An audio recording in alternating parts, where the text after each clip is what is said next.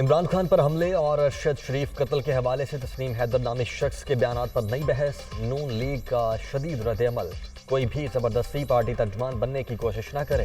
Fake news کا مقصد ارشد شریف کے اصل قاتلوں سے توجہ ہٹانا ہے، ثبوت ہیں تو جے آئی ٹی کو پیش کیے جائیں۔ وفاقی وزیر اطلاعات مریم اورنگزیب نے تصویر میں دکھائی دینے والا شخص پی ٹی آئی لندن کا آرگنائزر قرار دے دیا۔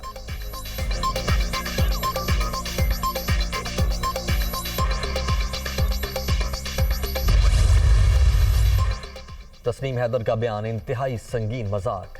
اسی شخص نے گزشتہ دنوں عسکری قیادت کے خلاف لندن میں مظاہرے کروائے۔ ارد گرد بیٹھے افراد بھی پی ٹی آئی کے رہنما ہیں۔ الزام تراشی کا مقصد ارشد شریف کے اصل قاتلوں سے توجہ ہٹانا ہے۔ نون لیگ برطانیہ کے صدر زبیر گل کا ری ایکشن۔ وزیر آباد واقعے کی تحقیقات کا دائرہ کار وسیع، تسنیم حیدر کو شامل تفتیش کر لیا گیا۔ پریس کانفرنسز میں عمران خان کے قتل کے حوالے سے بیانات دینے والی نون لیگی قیادت سے بھی پوچھ گچھ ہوگی۔ مشیر داخلہ پنجاب عمر سرفراز چیمہ کا اعلان۔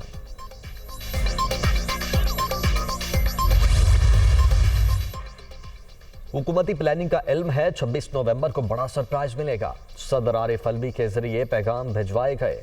یہ دونوں اطراف سے پھنس چکے ہیں، الیکشن کرواتے ہیں تو فارغ ہو جائیں گے، نہیں کرواتے تو پاکستان کے دیوالیہ ہونے کا خدشہ ہے۔ جسے چاہیں آرمی چیف لگائیں، ہمیں کوئی مسئلہ نہیں، البتہ تقرری میرٹ پر ہونی چاہیے۔ عمران خان کی لاہور میں صحافیوں سے ملاقات۔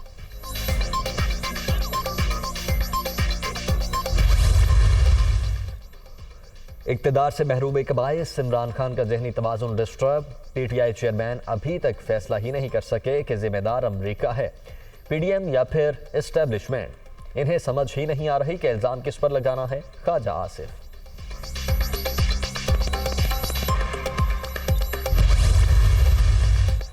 تحریک انصاف 26 نومبر کو فیض آباد کے قریب دھرنا دے گی۔ ڈپٹی کمشنر راول پنڈی کو باضابطہ درخواست جمع کروا دی گئی۔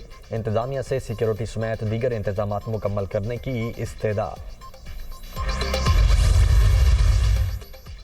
Army chief general Qamar Javed Bajwa کا لسبیلا کا دورہ۔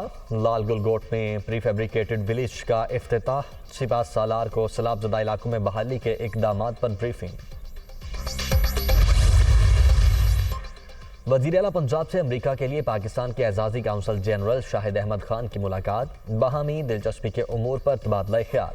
چودھری پرویز الہی کا امریکن ملٹی نیشنل کمپنیوں سے مل کر ٹیکنالوجی ٹرانسفر کے لیے اقدامات پر زور۔ دونوں ممالک کے درمیان عوامی سطح پر رابطوں کے فروغ کا بھی اعادہ۔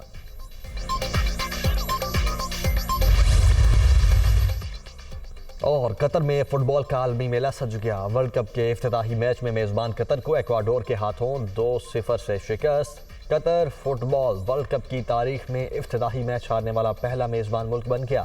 آج 2 میچ کھیلے جائیں گے۔ پہلے میچ میں انگلینڈ اور ایران مد مقابل ہوں گے، دوسرا میچ سینیگال اور نیدرلینڈز کی ٹیموں کے درمیان ہوگا۔